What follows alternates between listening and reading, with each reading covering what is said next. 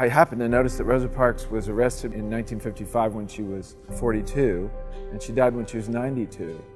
So the number 50 was the beginning of the creative process. And then to think about the fact that she had witnessed 50 years of the Civil Rights Movement. She is the spark that ignited it.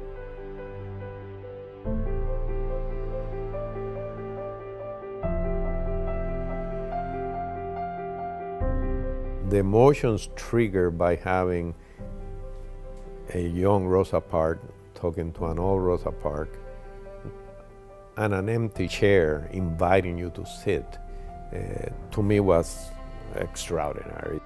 It invites our students here on campus, people from the greater Atlanta community, to just sit down and reflect and think about what's going on around us and just have a conversation about the tough things.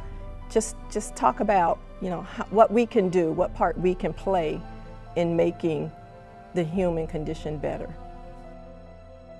One of the amazing parts about this whole process was Rod and Michelle Adkins, that they, from seeing the picture, just said, go with this. The moment the call came in, it just was the one. I mean, it just from the beginning felt right, because it sort of represents what we stand for. And the fact that it's on Georgia Tech's campus, that says a lot in itself. And we were just so proud to be a part of it. It's an interactive civil rights educational piece.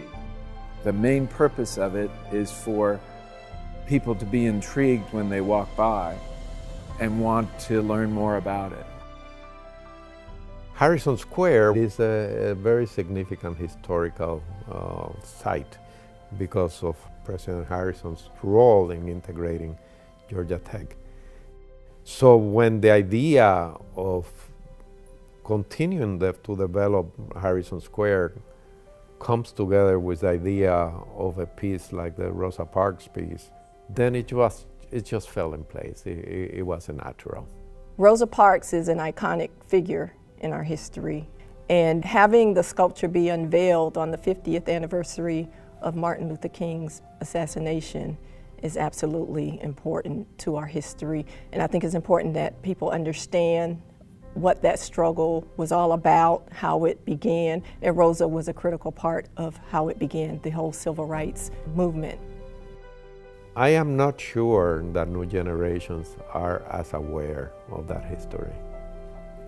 And hence, it is important to keep it alive. We are obliged to remind and educate our students of that history and challenge them to do the same.